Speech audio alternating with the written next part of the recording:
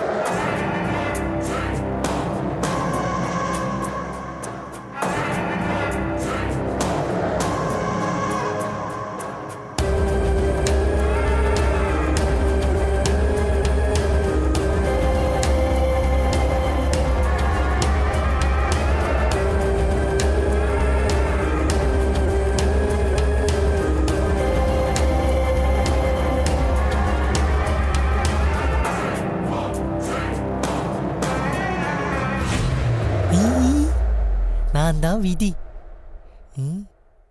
எவ்வளோ சந்தோஷமா இருக்காங்கல்ல, கியூட் ஜோடி. உங்களுக்கு ஒரு சந்தோஷமான விஷயத்த சொல்லிட்டா, இன்னும் 1/2 மணி நேரத்தில் அவன் அவளை கொல்ல போகிறான்.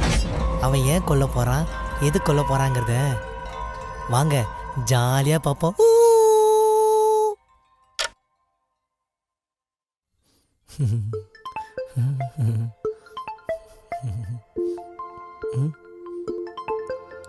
இவனா?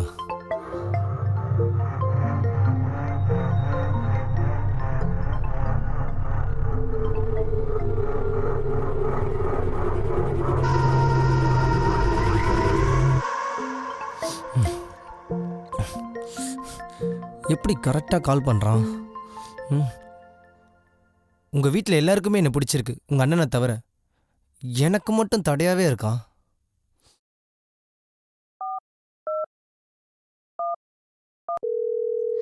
ஹலோ. ஒரு எமர்ஜென்சி, என் ஆளை வீட்டில் விட போகிறேன். ஒரு 1/2 அன் ஹவர் ஆகும். அப்பா ஏதாவது கால் பண்ண சமாளியேன். ஓகேண்ணா. ஓகேடா, தேங்க்ஸ்.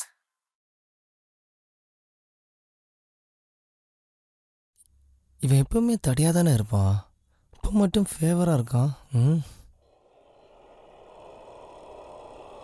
சும்மா என் அண்ணனை பற்றி தப்பாக பேசாத. இப்போ பேசின பத்தியா, என்ன சொல்ல வராங்கன்னு தெரியாமலே என் அண்ணனை பற்றி தப்பாக சொல்கிறேன். அன்றைக்கி அந்த மாதிரி தான் நான் இன்ட்ரடியூஸ் பண்ணும்போது யாரோ ஒரு பொண்ணு சொன்னான்ட்டு என் அண்ணனை தப்பாக பேசினேன். அதுதான் ஒன்றுக்கும் அவனுக்கும் கொஞ்சம் கூட செட்டே ஆகலை. ஓ, ஏதோ ஒரு தடவை எங்கேயும் தப்பாக போச்சு, அதுக்கு உடனே உங்கள் அண்ணனை உத்தமனாகிட்ட பார்த்தியா? இப்போ கூட ஆள் என்றானே தவிர அவள் பேர் சொன்னானா? இல்லை அவளா இல்லை வேற. Shut up. என் அண்ணன் ஒன்றும் உன்ன மாதிரி இல்லை.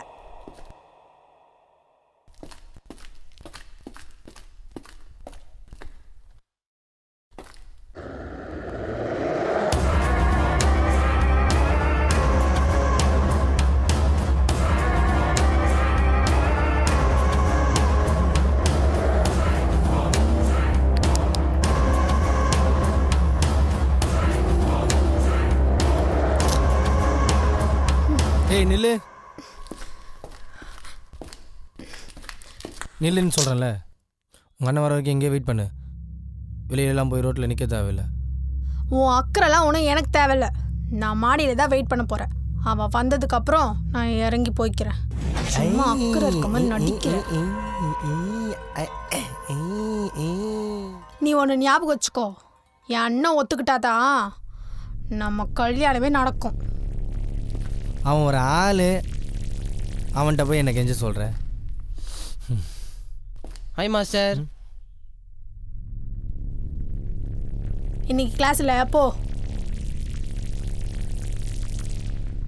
ப்ரோ நீங்கள் போயிட்டு நாளைக்கு வாங்க. Okay master.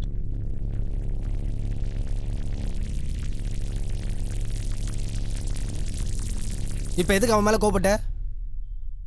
வாடகை உங்கள் அண்ணன் நான் கட்டுவான். கேட்குறேன்ல, நில்லு. எங்கே போகிற நீ?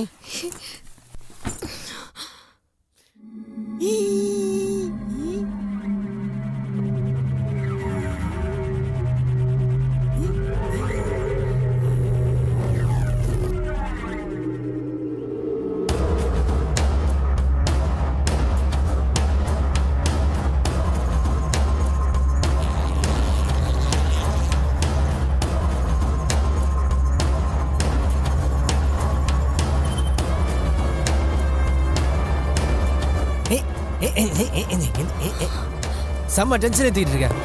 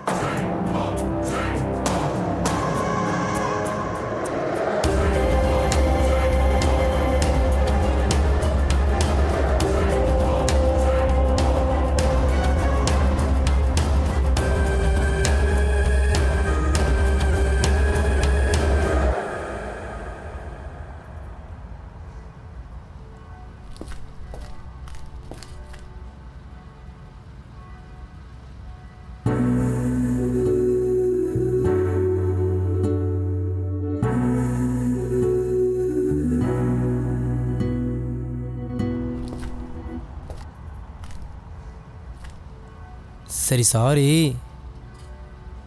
உங்கள் அண்ணன் வந்தோடனே ஃபுட் கோர்ட் வேணா போகலாமா? அதெல்லாம் ஒன்றும் வேணாம். போகலாமே.